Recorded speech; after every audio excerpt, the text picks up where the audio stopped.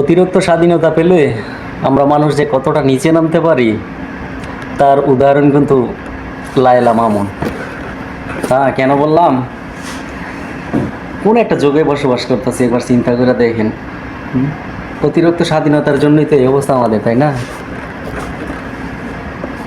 আমি আমার কথা বলি, আমরা যখন ছোট ছিলাম, ঠিক আছে, এরকম বয়সে মহিলা দিকে তাকানো বা তাদেরকে নিয়ে এইসব চিন্তা করা আমাদের মাথার মধ্যে কখনো আসে না। আর ওনারা নিয়ে শুয়ে থাকে। লায়লার মতো মহিলা মামুনের মতো একটা ছেলের কাছে, এবং মামুনের মতো একটা ছেলে লায়লার বুকের মধ্যে। ভাবা যায় বিষয়গুলা? এগুলা কি অতিরিক্ত স্বাধীনতার ফল এগুলা। যদি অতিরিক্ত স্বাধীনতা না দেওয়া হইতো তাহলে এগুলা করার কখনো সাহস পাইতো না। কারণ অতিরিক্ত স্বাধীনতার কারণেই, হ্যাঁ, বাস জিন্দেগি তাদের মতো কাটাইতেছে। কেউ বললে পেছন থেকে বলে ওঠে মানুষ, সে তাকে চায়। তাহলে আমাদের সমস্যা কি? তোমাদের সমস্যা কি? এই যে একটা কথা, শেষ। আপনার সাথে সাথে পুরা দেশটাকে ধ্বংস করে দিচ্ছে। জাতি মাইনা নিতেছে, ব্যক্তি মাইনা নিতেছে, রাষ্ট্র তো পুরা স্বাধীনতাই দিয়ে দিচ্ছে। একবার চিন্তা করেন, এইসব যদি কখনো অ্যালাউ না করতো রাষ্ট্র, এত স্বাধীনতা না দেওয়া হইতো, তাহলে আজকে এই দুর্ভিক্ষগুলো দেখতে হইতো না আমাদের।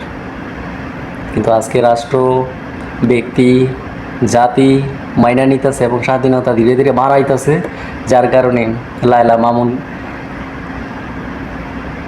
লিভ টুগেদার করলো দিনের পর দিন, বছরের পর বছর। কারো কোনো প্রতিবাদই ছিল না, আর যদিও প্রতিবাদ ছিল সেটা হাস্যকর, শক্ত কঠিনভাবে প্রতিবাদ ছিল না। এখন আবার কি হইলো, পুরান নাগরকে লায়লা বাস বন্দি করে ঢুকাই দিয়া নতুন এখন আরেক ছেলের ফাঁসাই। ওই ছেলের বয়স কত? 18-20 বছর হইত না। এই ছেলে লায়লার প্রেমে পড়ে, লায়লা আবার ওরে গ্রহণ করে। একবার চিন্তা করে দেখেন, আইলিয়া যুগে চোখ খারাপ হয়ে গেছি আমরা আইলে প্রকাশ্যে সমাজের মধ্যে এরকম কাজ কারবার কিভাবে করে একবার চিন্তা করে দেখেন। গ্রামে একটু কিছু হইলে কত রকমের কথা সৃষ্টি হয়ে যায়, তৈরি হয়ে যায়। আর তারা শহরে থাইকা এত স্বাধীনতা নিয়ে বসবাস করতেছে, যার কারণে একের পর এক ঘটনা ঘটাইতেছে। কারো কোনো দায়বদ্ধতাই নাই। তার লাইফ, হিজ পার্সোনাল লাইফ, হ্যাঁ, তার যা খুশি তা করবে, তার স্বাধীনতা আছে, ব্যক্তি স্বাধীনতা আছে। বাহ, অধিকার আছে।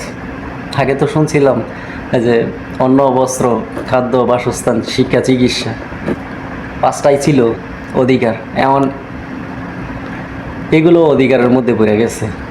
মানুষের চাহিদা শেষ নাই, চাহিদা খালি বাড়াইতেছে, অধিকার বাড়াইতেছে। যত বেশি অধিকার বাড়াইতেছে, সমাজ, রাষ্ট্র এবং মানুষ, মন মানসিকতা আমাদের নষ্ট হয়ে যাচ্ছে।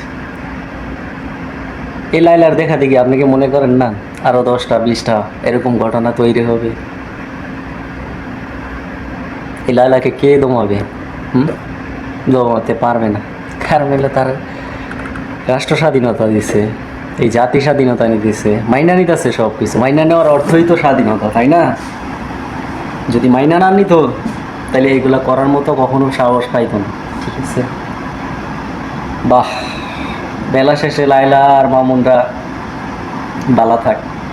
কারণ হলো তোরা দুইজনে দেখাই দিলি, হ্যাঁ, এত বড় একটা রাষ্ট্রের মধ্যে কেউ কিছু তোর কইল না। তোরার মতো তোরা কাড়াই গেলি দিন। বেলা শেষে একটু কামড়াকামড়ি তো হইবই, তারপরে তোরা উইন। কারণ হইল স্বাধীনতা নিয়ে আন্দোলন করছিলি, স্বাধীনতা তোরা পাইয়া গেছিস। পাবি মানে কেন ভাই? ব্যক্তির স্বাধীনতা তো দিয়ে দিছে। এবার চিন্তা করছেন, ব্যক্তির স্বাধীনতা বা অতিরিক্ত স্বাধীনতা পাইলে আমাদের কতটুকু নিচে নামতে পারি, কতটুকু খারাপ হইতে পারি, কতটুকু জ্ঞান বুদ্ধিহীন হইতে পারি। এটা কারোর আসলে চিন্তা করার বিষয় না। কারণ শুরুতে একটা কথা বলে দিবে, যার লাইফ সে যেভাবে লিড করে করুক না, আমাদের কি? এই যে মনে করেন পিছকাইটা যাওয়া, এই মানুষগুলাই জাতি এবং দেশের ধ্বংস করে দিতেছে। যেখানে শাসন নাই, সেই জাতি কখনো ভালো কিছু করতে পারে না, ভালো কিছু করা সম্ভব না।